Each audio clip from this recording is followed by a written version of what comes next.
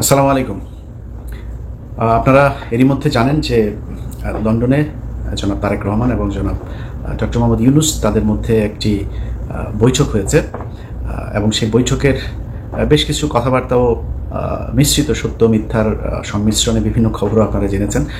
সত্য মিথ্যা বললাম এই কারণে যে আমি কিছু গণমাধ্যমেও কিছু খবর দেখেছি, যে খবরগুলোর ভেতরেও আসলে সেখানে বাস্তবে যা ঘটেছিল তার অনেক কিছুই কিছু জায়গায় নেই আসল তথ্যটা, আবার কিছু জায়গায় অতিরিক্ত অনেক কিছু যুক্ত করা হয়েছে যে ঘটনাগুলো সেখানে আদৌ ঘটে নাই।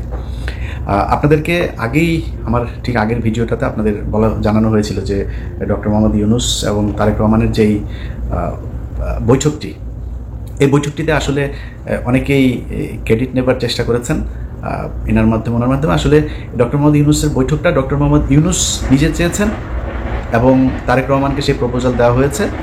যথাযথ মাধ্যমে প্রপোজাল দেওয়ার পরে তারেক রহমান সেটাতে সম্মতি জানিয়েছেন, যে কারণে বৈঠকটা হয়েছে। এখানে কেউ তারেক রহমান বৈঠক করতে চান নাই, ডক্টর মোহাম্মদ ইউনূস প্রপোজাল দিতে চান নাই, আরেকজন এটা করে দিয়েছেন, এরকম বিশেষ করে দুইজনের নাম না বললেই না, ডক্টর আসিফ নজরুল এবং জনাব মনির হায়দার। তো এনাদের চরিত্র সে আগে থেকেই আপনাদের একটা বিষয় জানায় রাখি যে এরা হচ্ছে দ্বিমুখী সাপ। আপনি মনির হায়দারের কথা যদি বলি, মনির হায়দারকে জিজ্ঞেস করেন, যখন আমাদের যখন পাসপোর্ট নেওয়ার জন্য এই অফিসে ঢুকতে দেয় না, তখন মনির হায়দার এই করোনার মধ্যেও মনির হায়দার 2020 সাল থেকে 2024 সালের মধ্যে টোটাল 3বার, আমার জানা মতে টোটাল 3বার তিনি বাংলাদেশে গিয়েছেন। এর মধ্যে একবারের বিষয়টা আমি জানার পরে আমি আর কনক ভাই ওনার সাথে দেখা হলো, তো জিজ্ঞেস করলাম যে ভাই দেশে গিয়েছিলেন শুনলাম, বলছে। তো আমরা বললাম যে আপনি গেলেন কীভাবে, সমস্যা হয় নাই কোনো? সে আমাদেরকে জবাব দিল যে তিনি নাকি মাস্ক পরেছিলেন, তো মাস্ক পরে থাকার কারণে তাকে এয়ারপোর্টে চিনতে পারে নাই। তো আমরা মানে বুঝে নিলাম আর কি যে এয়ারপোর্টে মাস্ক পরে তারপরে পালায় যাওয়া যায়। আরে ভাই, যখন জেএফকে থেকে আপনি যখন গাড়িতে উঠবেন, প্লেনে উঠবেন, তখন এই প্যাসেঞ্জারের পুরো লিস্ট ঢাকা বিমানবন্দরে পৌঁছে যায়। তারা তো তখন দেখে কে কে আসছে। আমি ইলিয়াস যদি যাই, আমি কনক স্যার যদি যাই, তো সাথে সাথে লোকজন নিয়ে হাজিরায় ধরার জন্য আসো, DGFI, NSI, SB, DB, CID, police যা যা আছে সব এসে হাজির হয়ে যাবে ধরার জন্য। উনি মাস্ক পরে চলে গিয়েছেন। তো মনির হায়দার একজন ডিজিএফআইয়ের খুবই প্রশিক্ষণপ্রাপ্ত এবং খুব সুদীর্ঘকালীন ধরে তিনি ডিজিএফআইয়ের সোর্স হিসাবে কাজ করেন। তো ধরেন আমার দেশের গোয়েন্দা সংস্থা, আমরা ডিজিএফআই মানে একটা নেগেটিভ একটা ন্যারেটিভ আমাদের চোখের সামনে ভাসে। এর কারণ হচ্ছে তারা দেশের বিরুদ্ধে কাজ করে। তাদের কাজ হলো ভারতীয় গোয়েন্দা সংস্থা ভারতের কোনো আমাদের দেশে করে কিনা, তারা ভারতের বিরুদ্ধে কে কাজ করে তাদেরকে ধরে নিয়ে তারা গুম করে। এটা হচ্ছে আমাদের ডিজিএফআই কাজ করে, যে কারণে জিনিসটাই নেগেটিভ। তো মনির হায়দারের সাথে আমার ব্যক্তিগত কোনো সমস্যা নাই। মনির ভাই আমাকে খুব স্নেহ করেন, উনি আমার সিনিয়র ভাই। এখানে আমাদের মাঝে মধ্যে ওনার সাথে দেখাও হইতো, একসাথে চা খেয়েছি, দাঁড়িয়ে আড্ডা দিয়েছি। কিন্তু ওনার প্রতি আমার ক্ষোভটা সেদিন থেকে শুরু হলো।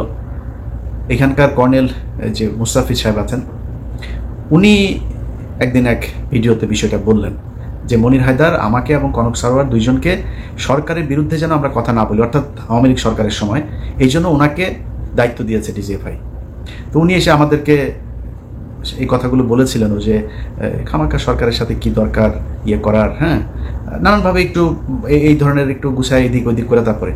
পরে এই লেফটেন্যান্ট কর্নেল আপনার মুস্তাফিজ ভাইয়ের কাছে পরে শুনলাম যে তাকে তিনি এই দায়িত্বটা দিয়েছিলেন যে আপনি বললে বোধহয় ইলিয়াস এবং কনক শুনবে, তো ওদেরকে একটু, ওরা যেন সরকারের বিরুদ্ধে এত বেশি কঠোর অবস্থানে না থাকে, আওয়ামী লীগ সরকার আসলে কোনোভাবেই যাবে না। এটা সেই 2022-23 সালের কথা মুস্তাফিজ ভাইকে উনি বলেছিলেন।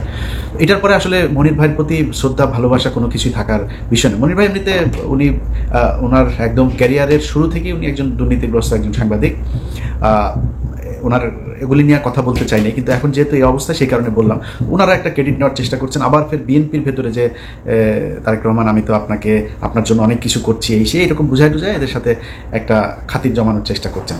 তো এই ধরনের কিছু মানুষজন আছে যারা কিনা এই বৈঠকটা করার ক্রেডিট বিভিন্ন জায়গায় নেওয়ার চেষ্টা করছেন। এরকম কোনো কিছু না। তারেক রহমান রাজি হয়েছেন, ডক্টর মোহাম্মদ ইউনূস তাকে প্রপোজাল দিয়েছেন, এবং আমি আগের ভিডিওতে বলেছি যে দুইটা পক্ষের কেউই ছোট হয় না। এখানে আমার এরকম একটা বৈঠক হওয়া দরকার ছিল। বৈঠকের ছোটোখাটো কিছু বিষয় আপনাদেরকে জানাবো, তার আগে মূল জিনিসটা আপনাদেরকে জানিয়ে দেই। সেটা হচ্ছে এই বৈঠকটা অত্যন্ত ফলপ্রসূ এবং আমরা এতদিন ধরে আসলে যা চাচ্ছিলাম সেইটাই এই বৈঠকের মধ্য দিয়ে ঘটেছে।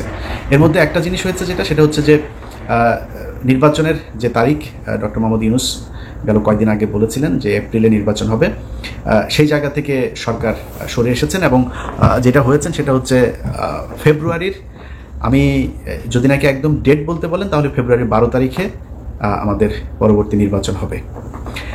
12 তারিখ কেন, সেটা হচ্ছে যে কোনোভাবেই রমজানের আগে চেয়েছিল তারেক রহমানের পক্ষ থেকে নির্বাচন, এবং যেহেতু রোজা শুরু হচ্ছে ফেব্রুয়ারির মাঝামাঝিতে 16 অথবা 15 তারিখ, তার আগে 15 তারিখ এর আগে একটা বিতর্কিত নির্বাচন হয়েছিল, যে কারণে ওই তারিখটাকে করা হয়নি। তার আগে আবার শুক্রবার শনিবার এরকম কিছু বিষয় আছে।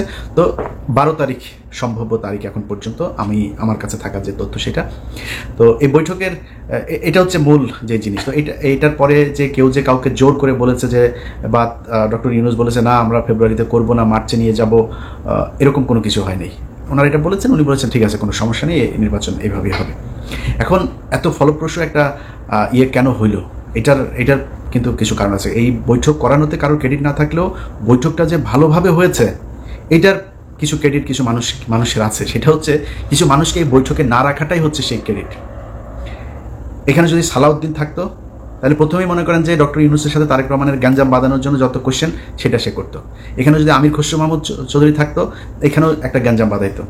গণমাধ্যমে এসছে, এখানে ছিলেন আপনার আমির খসরু মাহমুদ চৌধুরী, তারপরে জনাব খলিলুর রহমান, এরপরে হচ্ছে শফিকুল আলম, আরও বোধহয় এসে হচ্ছে হুমায়ুন কবির নামে একজনের নাম এসছে। আচ্ছা, এরা সবাই ছিলেন। এই কথাটা সত্য কথা না। ডক্টর মোহাম্মদ ইউনূস যে হোটেলে উঠেছেন, ডকচেস্টার হোটেল, সেটা হচ্ছে লন্ডনের বিখ্যাত সেই হাইড পার্ক, এটার পাশের একটা রাস্তাটার নাম হচ্ছে পার্ক লেনের উপরে সেই হোটেলটা। এই হোটেলে যেখানে আপনার বৈঠকটা হওয়ার কথা ছিল একটা মিটিং রুমে, কিন্তু ডক্টর মোহাম্মদ ইউনূস সেই রুমে করেন নাই। তিনি বলেছেন যে আমি ওনাকে আমার সুইটের ভেতরে নিয়েই তারপরে আমরা কথা বলবো। খুবই আন্তরিকতা দেখিয়েছেন, একদম নিজের রুমে নিয়ে তারপরে সেখানে তারা কথা বলেছেন। এবং এর আগের কিছু জিনিস আপনারা এরই মধ্যে জেনেছেন যে তারেক রহমান বেগম খালেদা জিয়ার সালাম পৌঁছে দিয়েছেন, দুজনের কুশল বিনিময় করেছেন। তারেক রহমান ওনাকে বলেছেন আপনি এখানে এসেছেন, এটা অনেক সুন্দর জায়গা, হাঁটতে গিয়েছিলেন কিনা, এই ধরনের আলাপ টালাপও হয়েছে।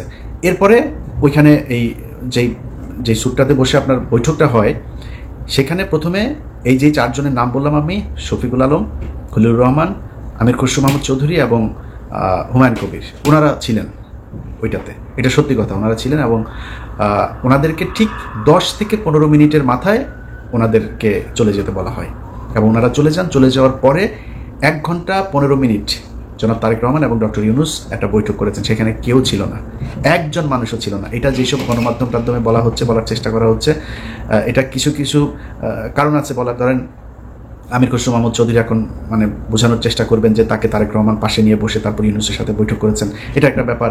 আরও কিছু জায়গায় মানে ওই না জেনে তারপরে এই খবরগুলো ছড়ানো হয়েছে, এরকম কোনো কিছু ঘটে নাই। তো যাই হোক, আমার কথা হচ্ছে যে যেইভাবেই হোক, এই যে 2 জন মানুষ আপনার শুক্রবার লন্ডন সময় সকাল 9টা থেকে যে বৈঠকটা তারা করেছে, সেই বৈঠকের মধ্যে আমরা বাংলাদেশের মানুষ যা চেয়েছি সেটা হয়েছে। এটাই হচ্ছে সবচেয়ে বড় বিষয়, আমরা এটাই চেয়েছি। এখানে কে কীভাবে কি বললো না বললো, আমার মনে হয় এগুলো করেও আবার এই তারেক রহমান এবং ডক্টর ইউনূসের মধ্যে একটা দ্বন্দ্ব তৈরি করার এই কৌশল অবলম্বন করে আমার মনে হয় লাভ হবে না। অতএব আমরা বিএনপি এবং ডক্টর মোহাম্মদ ইউনূসের 2 জনের মধ্যবর্তী একটা জায়গায় নির্বাচনের জন্য দেশবাসী প্রস্তুতি নেই। যারা নির্বাচন করবেন তারা প্রস্তুতি নেই। আমরা যারা ভোটার আছি আশা করি ইনশাল্লাহ এবারের ভোট নিজে উপস্থিত থেকে ভোট কেন্দ্রে গিয়ে তারপরে জীবনের প্রথম ভোট দেওয়ার সুযোগ পাচ্ছি। আমার এর আগে যেই নির্বাচন, আমি 2002 সালের এসএসসি পরীক্ষার্থী, 2004 সালের এইচএসসি পরীক্ষার্থী। তো আমি ভোট দেওয়ার এর আগে আর সুযোগ পাই নাই।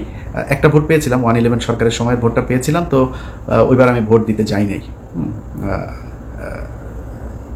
এবার ভোট দেবো ইনশাল্লাহ। আপনারা দোয়া করেন যাতে বাংলাদেশের মানুষের পছন্দের কেউ এবার বাংলাদেশের শাসন ক্ষমতায় আসেন।